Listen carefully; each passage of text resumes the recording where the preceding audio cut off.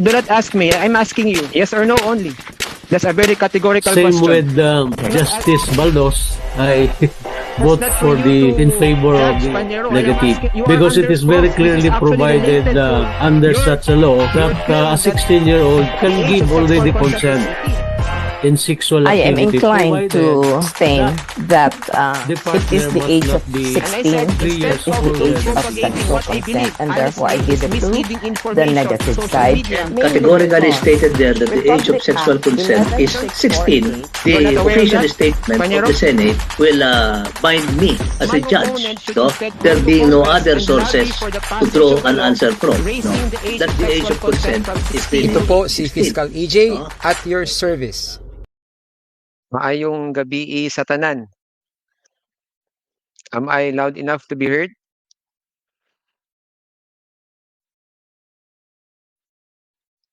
Good evening po sa lahat, no? Sa lahat ng mga nag-antay ng live stream ko. So, let's start the ball rolling, no? Ang pag-uusapan po natin ngayon is about libel, no? Or kung meron kayong mga katanungan sa ibang topic, pwede rin, no? But for tonight, we will mainly discuss everything about libel, and I hope to give some satisfaction to your queries kung meron man kayong queries. Meron tanong dito si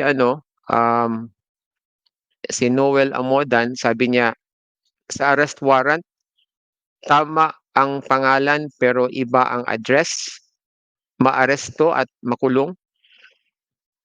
Yung address po is importante rin, no, for purposes of locating the person to be arrested. But what is most important in an arrest warrant is the identity of the person to be arrested. So, kung sufficient naman yung information ng pulis, kahit na mali yung address na nakalagay, but alam ng pulis kung sino talaga yung aarestuhin nila, kahit na nasan pa yun, it won't matter po. Yung magma-matter is yung identification, no, ng person to be arrested as the subject of the warrant of arrest. Kasi mahirap naman po na ibang tao ang maaresto, for example, kapangalan lang, pero hindi naman siya yung talagang subject of the arrest warrant. So, duty bound po yung mga kapulisan natin to ensure, no, na hindi maling tao ang maaresto nila. So, as between the name and the address, pareho silang importante pero mas importante yung pangalan at saka yung full identity ng person to be arrested. May tanong dito si Dark Flame Master. Ilang taon po ang kulong sa libel fiscal? Meron kasing rule of preference, no, in the imposition of penalties with respect to libel cases. I think meron ng mga instances na yung pinataw na sentensya ng mga korte pag na-convict for libel ang isang akusado is fine lang, no, multa. But it's a case-to-case basis. Depende na yun sa circumstances of each particular case. Hindi siya automatic na pag libel, fine agad, no. Ang nakalagay na penalty sa libel is it's either a fine or imprisonment. So, na option na yun ng court kung fine ang ibibigay niya, depende sa gravity ng libel, or pwede ring imprisonment. Tapos pag cyber libel kasi, medyo 1 degree higher yung penalty, no? The person who is convicted for cyber libel can be imprisoned for 8 years at the most for each count. Nag-aaral ka sa law school, Equilibrium Files? That's good, no? Pagpatuloy mo lang 'yan. Anong year ka na ba sa Law Equilibrium Files? Hope you finish, ha. Ang importante lang sa pag-aaral ng law is perseverance. Of course, you must have intelligence, logic, and patience. Kasi sa dami ng libro na dapat mong pagtuunan, minsan you are confused, no, on what subject to study first. Especially if merong mga professors na nag-a-assign ng napakaraming cases, isang case lang, parang isang libro na. So, it's a matter of dividing your time, being patient with yourself, and then having humility. Kasi pag pumasok po kayo sa law school, you must have humility. Hindi po pwedeng magyayabang kayo doon, no? Matalino kayo, no, na logician kayo, no, na magaling kayo mag-argue. No. When you go to law school, you learn how to practice humility. Yan yung mga ingredients for success, no? Perseverance, tapos of course, intelligence, and then patience. Okay, may tanong dito si Hernan Evangelista. Fiscal EJ, totoo ba pag sinuntok mo ang tao, may salamin, mas mabigat pa ang kaso? You mean to say may like what I'm using now, and eyeglasses? Depende po sa result ng injury kasi tatlong klase kasi ng physical injuries. Physical injuries, merong slight physical injury, merong less serious physical injury, at saka merong serious physical injury. So, depending on the gravity of the injury po, then mas mabigat po yung penalty or yung parusa. And of course, no, pag sinuntok mo yung tao na nakasalamin, pag nabasag yung salamin, tapos natusok yung mata niya, then most likely, if it will cause blindness on the victim, then you can be held liable for serious physical injuries. From Tony Montana, pwede bang maka-file ng probation pag natalo sa kasong reckless driving resulting in serious physical injuries? Ibig mong sabihin siguro dito is reckless imprudence resulting in serious physical injuries. Pag na-convict po kayo for such a crime, you have the option of appealing the case to the next higher court, or you can just accept your conviction and file an application for probation. Yes, you can file an application for probation po. For as long as the penalty na inimpose ng court sa iyo is hindi lalagpas ng 6 years. And in the case of reckless imprudence resulting in serious physical injury, hindi po yan lalagpas ng 6 years. So you can avail of that po. Sabi ni Mesyang TV, ang butihing may bahay ni Sir Denzabol. Sir Fiscal, tama po bang manglait ng sobra-sobra ang taong may pinag-aralan at pwede po bang silang makasuhan? Yes po, no? You can file a case for oral defamation pag pinahiya ka in front of other people, or you can file a case for libel or cyber libel as the case may be, no? Kasi yung panlalait po is an imputation of a defect which tends to cause dishonor on the person defamed. Kahit na totoo po yung mga defects or physical defects ng tao, wala po silang karapatan na lait-laitin, no? Walang justifiable reason po na gawin nila yon. From Randy Guevara, Sir Fiscal, EJ, paano po ninyo malalaman kung may malis yung pag-critic sa'yo? I presume you are talking about libel, no? Dalawa po kasi ang klase ng libel, yung malice in law at saka malice in fact. Yung malice in law po is, it is already presumed from the defamatory statement. So, pag merong imputation of a crime, pag sinabi ng tao na mamamatay tao ka or ipapatay ako ni Mr. X, for example, no, that is an imputation of a crime. Agad-agad may malice na agad doon. May malice in law na yon, no, or imputation of a vice, no. Pag sinabihan ka na drug addict, or imputation of a defect, pag nilait yung mga physical defects mo, agad-agad, instantly, presumed na yung malice po doon. Tapos, ang pangalawang klase po ng malice is yung actual malice. Actually, pareho lang sila, no? Ang actual malice lang is, kailangan mo nang i-prove na may malice kasi, for example, if the person being defamed is a public figure or a public official, hindi na po presumed ang malice doon. Pag public official sila, kahit na defamatory pa yung statement, kailangan mo na this time na i-prove na merong actual malice. Ano ba yung actual malice? Alam mong hindi totoo, pero sinabi mo pa rin. Or you defame the person with reckless disregard of whether it is true or not. So yan po ang dalawang klase ng malice. From Renato Junio, good evening po, Fiscal EJ. Most probably ilang buwan po bago ma-serve ang warrant for cyber libel. Must go through a process po kasi, no? For example, si X nag-file ng cyber libel complaint against Y. Nag-file siya sa fiscal's office. Pag na-receive na ng fiscal yung complaint for cyber libel, ang gagawin ng fiscal is i-issue po siya ng subpoena. And then attached together with the subpoena is the copy of the cyber libel complaint filed by X against Y. So yung subpoena plus yung kopya ng reklamo, no? Isi-serve na yun dun sa taong sinampahan ng complaint. So depende po sa layo ng lugar kung saan nakatira yung respondent, no? Usually 2 weeks or 3 weeks bago ma-receive yung subpoena.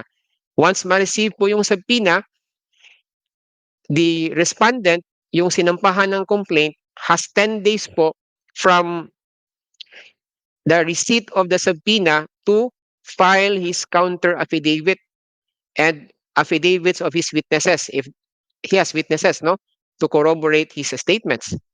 So 10 days lang po ang binibigay ng Fiscal's Office para mag-submit ng counter affidavit na yung respondent. So habang nasa fiscal's level pa lang, ang tawag sa taong sinampahan ng kaso is respondent. Hindi pa pwedeng sabihin na akusado kasi yung term na akusado po, gagamitin lang yun pag nasa korte na yung kaso. Pero habang nasa fiscal's office pa, respondent pa lang po ang tawag sa kanya. So 10 days within which to submit a counter affidavit from the time of receipt. So for example, na-receive ng respondent today, December 2.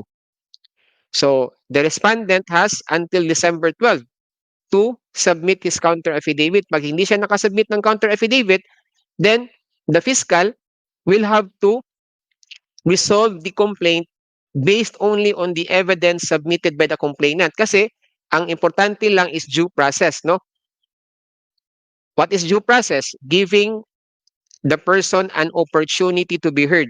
Hindi kailangan hintayin yung sagot niya kasi if merong batas na kailangan hintayin, then the respondent can just decide to delay the filing of his counter affidavit para hindi umusad ang kaso. So 10 days lang po yung binibigay. If walang masubmit na counter affidavit after 10 days, then i-resolve na po ng fiscal yung complaint. Then pwede pa bang mag-extend? Yes, no? Before the 10-day period expires, dapat yung abogado ng respondent mag-file po ng at least one instance lang, motion for extension of time to submit his counter affidavit para bigyan na naman siya ng another 10 days more para makapag-submit ng counter affidavit niya. So, let us say, binigyan siya ng 10 days. Pag hindi pa rin nakasubmit ng counter affidavit, then wala na pong further extension. So, i-resolve na ng fiscal yung complaint, and let us say, merong probable cause, pag na-file na sa court yung information, kasi yung ang tawag po dun sa criminal case na ifa-file sa court is information. So pag na-file na po yung information sa court, the court will have to again to determine whether there is probable cause to issue a warrant of arrest. So mga 10 days po, mga 10 days more din yun, no? So within 10 days dapat mag-issue ng order ang court kung mag-i-issue ba siya ng warrant. Now, let us say nag-issue ng warrant ang court, then ganun po katagal, no? Ang pag-issue ng warrant of arrest. I am talking about all criminal cases, not just cyber libel po. Okay, from Epic Narrator, Fiscal EJ, posible po ba ang 200 million pesos na fine for cyber libel? Wala pong fine na 200 million pesos, no? Ang fine po is a penalty na nakalagay dun sa batas mismo, sa penal provision, no? For example, if found guilty, the convict will have to pay a fine for 10,000 or imprisonment of 1 month and 1 day to 6 months, or both imprisonment and fine. So far wala pong 200 million fine. Siguro ang ibig mong sabihin is 200 million pesos in damages. Depende na po 'yan sa stature ng complainant, no? Kung ano sa tingin niya yung value niya.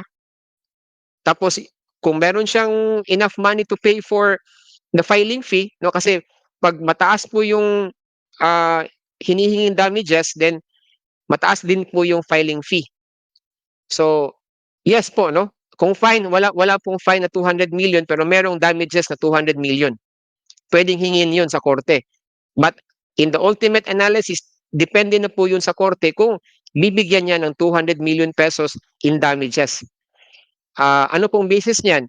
Kasi po, for every criminal liability, there is also a corresponding civil liability. Pag nahatulan ka na guilty in a criminal case, meron din po kayong civil liability through the payment po of damages.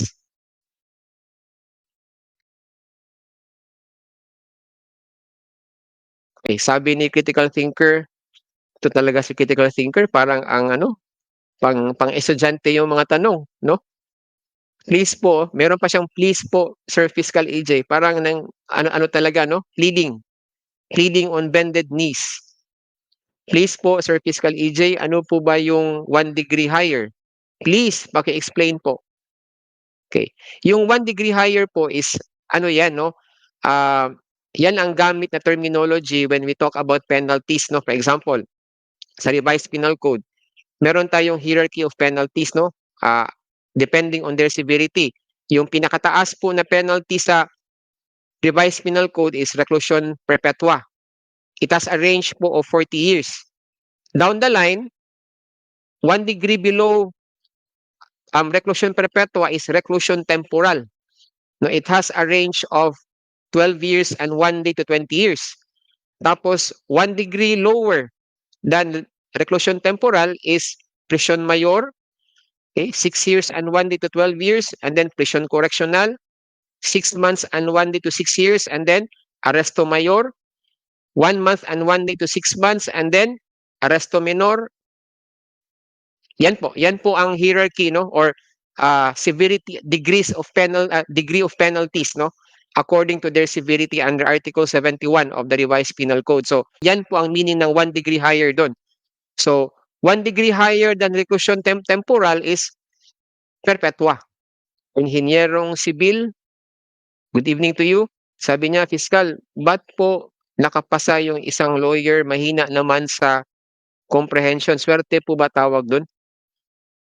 I would like to believe po na lahat ng lawyers, the fact that they passed the bar, mahirap po talaga mag-aral ng law. Mahirap mag-aral ng law, mahirap pumasa sa College of Law, mahirap mag-review, tapos pagpasa ng bar exam. So pag nakapasa po ang isang law graduate ng bar exam, I would like to believe po na matalino siya. So it's quite unfair naman po, no? I'm speaking for all lawyers, no, na sabihin mahina ang comprehension, no? Depende na po yan, no? Kasi once na naging lawyer ka na, mag-iba na yung ano mo, yung meron ng paradigm shift din, no? May lawyer na ganito yung ano niya, yung purpose niya, ganito yung trabaho niya. So iba't ibang diskarte na po yan. I don't agree po na mahina ang comprehension ng lawyers. Siguro magiging mahina lang kapag hindi siya nag-research. But in general, matalino naman po ang mga lawyers.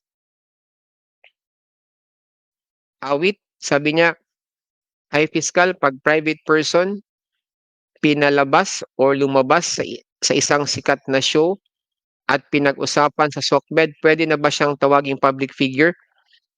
Kung yan lang po ang facts na pagbabasehan natin, in my opinion po hindi po siya enough to make him or her as a public figure. Meron po kasing definition yung public figure based doon sa Supreme Court. Yung mga examples na binigay ng Supreme Court is yung artista ka na, you're a sports icon, no? Meron ka ng substantial following, no? Yung public is nakafocus na sa'yo as a public person. Pero kung one time lang, no, na feature ka lang sa isang show because there is a particular issue that involves you, I don't think it will qualify po as a public figure or that person will qualify as a public figure. From Kamind Fiscal, ask ko lang, medyo personal. Naisip niyo po ba na ihabla yung nalait sa'yo? I think I entertain that thought din po, no? But there are battles na hindi mo kailangang patulan. But if needed, no, if kailangan talaga, then I have to because I have to also protect my reputation. Hindi na lang ako nag-abogado pag pumayag akong lait-laitin ako. But if I can stretch my patience, then I will. From Dark Flame Master, Fiscal, pag minumura ka ng kaaway mo araw-araw at laging masasama sinasabi sa'yo, libel po ba yun? Depende po sa means of communication kasi pag oral communication lang, wala pong libel doon, no? Pag sinabihan ka lang araw-araw, hindi yan libel, no? It can be oral defamation. Minumura-mura ka araw-araw in front of other people, pinapahiya ka, you are being humiliated because of the words uttered against you, you can file a case po for oral defamation, not necessarily libel. Mark Palomar, Fiscal EJ, pwede po ba ma-disbar ang abogado na sinungaling or nagtuturo ng wrong information? I think I have already answered this question po, no? In my previous live stream. Pag deliberate na po yung pagbibigay ng wrong information tapos frequent na, meaning sinadya talaga na wrong information yung ibigay, no? Tapos paulit-ulit na, it can lead to the disbarment of the lawyer, no? But like what I said before, hindi po kasi perpekto yung lawyers, no? Gaya nyo, nagkakamali rin kami, no? We also commit mistakes every now and then sa interpretation, sa pag-cite ng batas, no, sa pag-discuss ng kaso, but it doesn't necessarily mean na intention namin na magbigay or magturo ng wrong information. So, as long as the lawyer corrects the wrong information given by him, pag klaro talaga na mali yung turo niya, kasi ang mga lawyers po kasi pag nag-argue sa court, they can argue or they can refer to one case pero magkaiba yung interpretation nila. Tapos yung judge na yung magde-decide kung alin sa dalawa ang may tamang interpretation. But it doesn't necessarily mean na nagtuturo ng wrong information yung isa dahil pinanigan ng judge yung isa. No, hindi yan. Kasi you are arguing kasi for your client. So kung ano yung argument na pabor sa client mo, then yun ang gagawin mo, no? Pero kung deliberate talaga na hindi talaga sang-ayon sa batas or sa decision ng court yung turo ng abogado, then it can not necessarily disbarment, but the lawyer may be censured, no, for doing that. From Toyang, Fiscal EJ, may hunyangong nagbanta po sa akin na gagahasain ako pag magkita kami. Itago natin sa pangalang RYM. Pag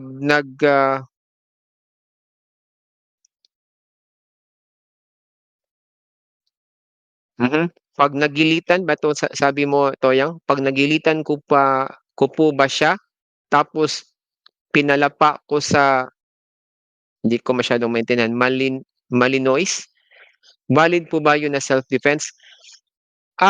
Yung self-defense po kasi is kailangan merong three requisites na dapat masatisfy para masabi natin na valid yung self-defense.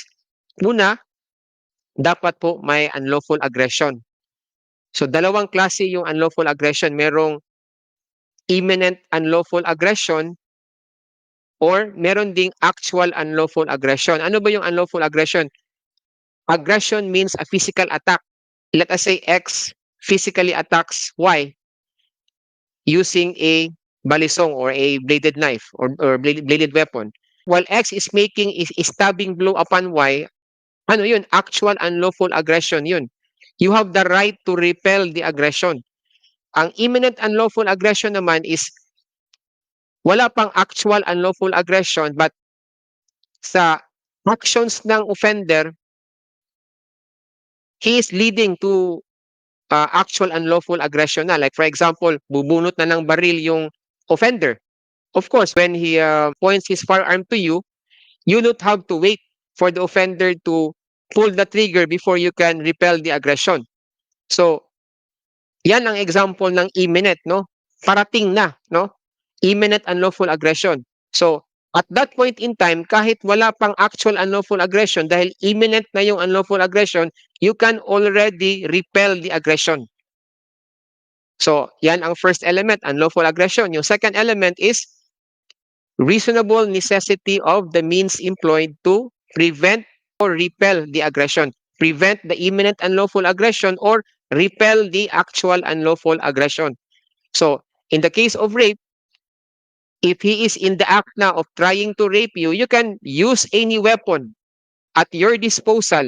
Merong bato dyan na pwede mong magamit, merong tubo dyan or merong bladed weapon dyan na pwede mong magamit. You can repel the aggression by attacking him also para hindi niya magawa yung intention niya sa'yo. Yung third requisite naman is lack of sufficient provocation on the part of the person defending himself. So dapat hindi mo rin pinovoke. In the case of homicide or murder, for example, dapat walang provocation on your part. Kasi it may turn out na kaya ka inatake because ikaw mismo ang nag-provoke sa kanya for him to attack you. Dapat walang sufficient provocation on your part so that you can already invoke the justifying circumstance of self-defense. But of course, pag wala na pong aggression, for example, initially, X wanted to deliver a stabbing blow against Y. X failed, failed in his attempt to deliver a stabbing blow against Y. So ang ginawa ni X, hindi niya na tinuloy yung pag-atake niya kay Y. So si X tumakbo na to escape. Ang ginawa ni Y, hinabol niya si X, siya na yung naging aggressor kay X. Hindi na yan pwede. Hindi na yan self-defense kasi ikaw na yung perpetrator. If the unlawful aggression has ceased to exist, wala nang unlawful aggression, then wala na rin kayong right to attack the person who was attacking you earlier. Okay, from that dada, pwede bang yung prosecutor baguhin yung decision niya after pag may nag-MR? Sabi kasi ng iba, 99% hindi. Most of the time po, hindi na po babaguhin. But merong times na binabago din ng prosecutor.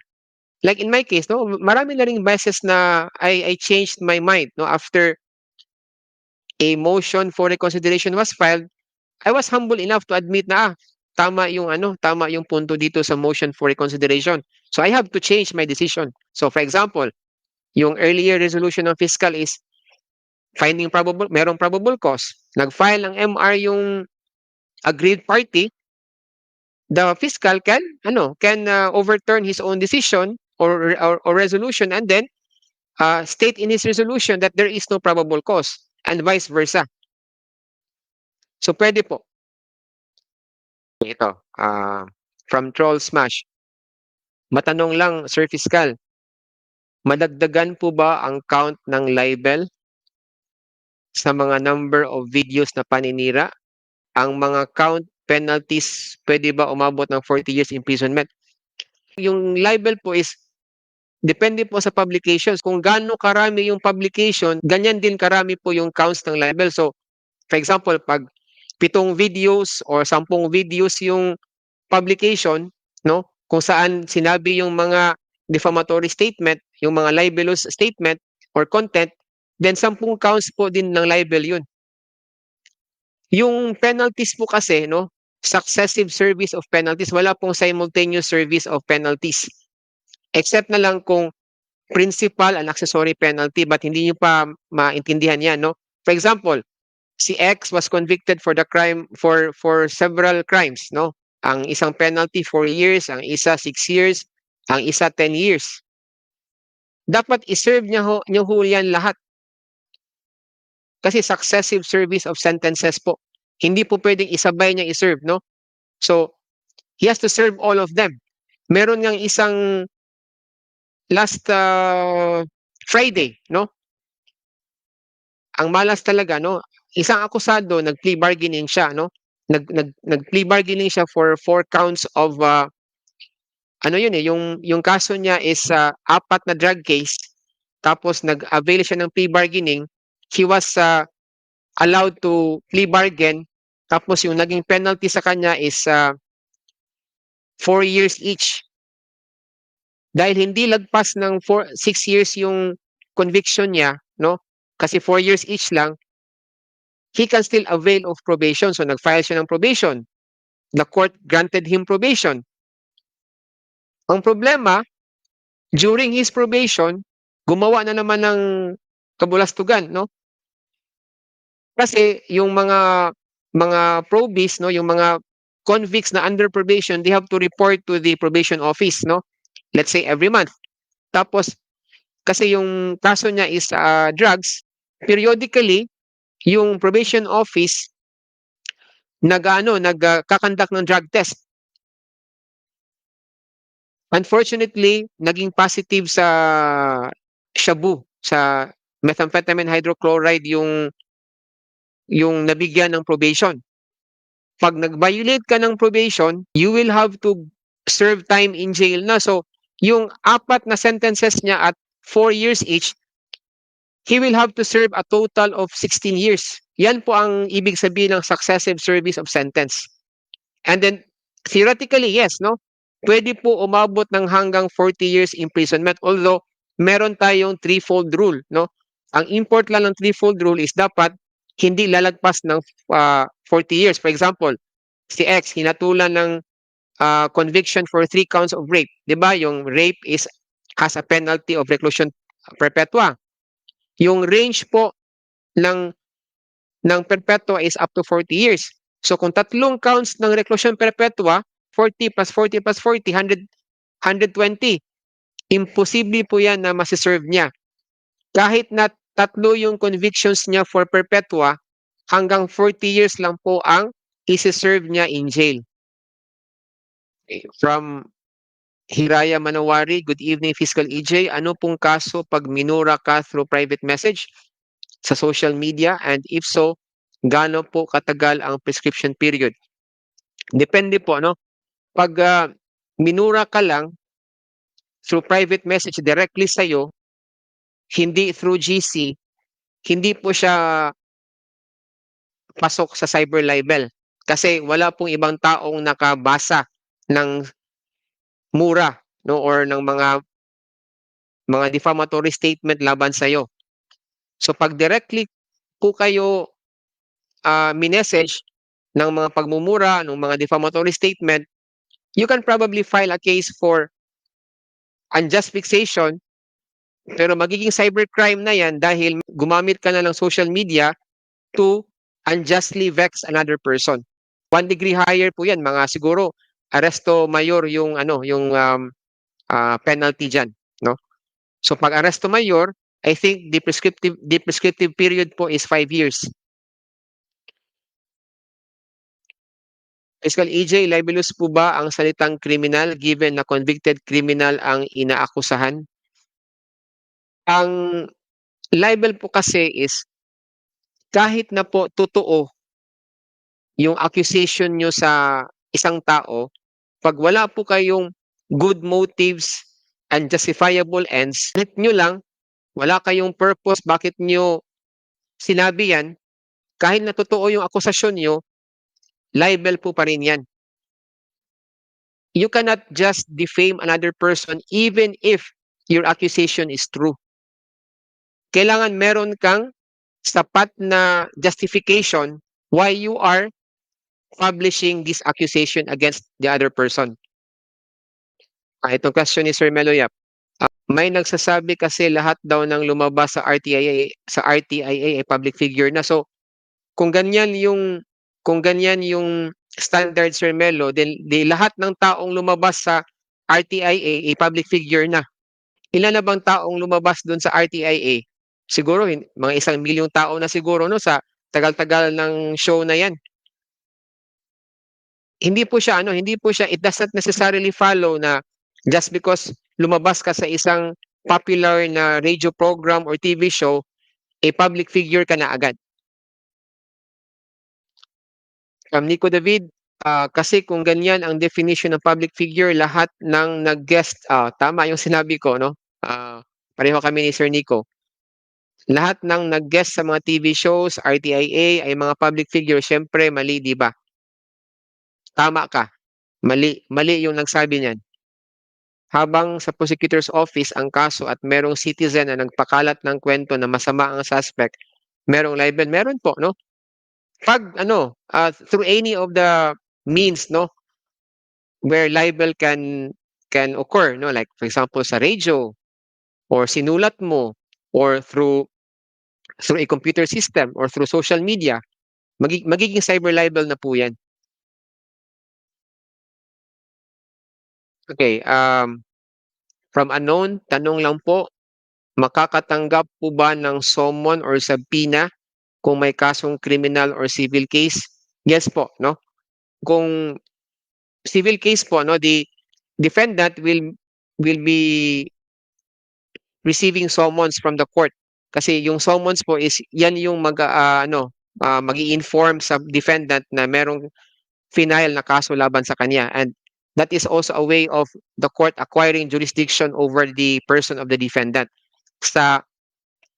Ang subpoena naman po is depende, subpoena galing sa fiscal or subpoena galing sa court. Subpoena is kung galing sa fiscal, ang purpose ng subpoena is para just like the summons, ma-inform din yung respondent na merong i-final na kaso laban sa kanya. And pag nasa court na yung kaso, criminal case, ang purpose ng subpoena is to inform him na he or she will be testifying in court for or against the defendant or the accused. Yan po ang purpose ng subpoena. So definitely po, makakatanggap ng subpoena yung taong pinadalhan, maliban na lang po kung umalis na siya sa last known address niya. Ito, Fiscal EJ, good evening. Ano po masasabi mo sa pahayag ni SRT na lahat daw ng prosecutor or fiscal kaibigan daw ng pulis? Corrupt daw, sabi ni SRT sa hearing sa Senado. Hindi ko po minamind yung mga ganyang statement kung meron mang statement na ganyan, ha? Kasi hindi po ako ganyan. So, I'm not affected po. Okay, one last question po, no, before we call it a night. Sabi ni Roby CL, Fiscal, tanong lang po, ano po ba ang kaso sa isang judge na tumatanggap ng suhol? Bribery po, no? Yung taong nagsuhol, ang magiging criminal liability niya is corruption of a public officer. Tapos yung public official na sinuhulan, he will be charged po of bribery. Pag merong bribery, automatic na meron din corresponding corruption of public officer. So dalawang crime po na mag-i-exist agad, no? Yung taong nanuhol, ang tawag doon, corrupting a public officer. Tapos yung taong sinuhulan or yung public official na sinuhulan, judges including, ang tawag po doon bribery. Meron tayong direct bribery, indirect bribery, at saka qualified bribery. Sabi ni Toyang, no, hindi po ba papasok din sa Graft and Corrupt Practices Act? Yes po. Oh. Meron din pong provision doon sa Graft and Corrupt Practices Act, but yung tanong kasi nung isang commenter, specific, sinuhulan. So pag suhol, automatic na bribery yon. Ito na lang po, no? From Ana May Dalay, hello po, watching from Kuwait. Sana po ma-discuss mo ang IPRA law para sa aming mga katutubo. Sige po, next Saturday po, I will specifically discuss it po, no, for your consumption, Ma'am Ana May Dalay, IPRA law. So maraming salamat po sa lahat, no. Thank you sa mga mods ko, sila si Sir Nico Densabol. Hopefully si Toyang, pero hindi ko alam yung username niya, hindi ko ma-search. Si Sir Melo at lahat po ng mga nandito po. Marami pong salamat. Pasensya na po, ano, again for my words, no. Medyo nabubulol ako pag Tagalog talaga. Nahirapan akong pag nagtatagalog ako, iniisip ko pa kung ano yung translation. So, siguro po if I make this a regular thing, baka masanay na po ako, and then hopefully po magi-improve na po as time goes on. So maraming salamat po, and advance Merry Christmas. It's 23 days more to go, no? Before it's Christmas. I hope na receive nyo na po yung mga bonuses nyo. Hindi pa ba naubos? O Nakapagbili na ba kayo ng mga regalo nyo sa mga mahal nyo sa buhay? Maraming salamat po and hope to see you next Saturday. God bless po.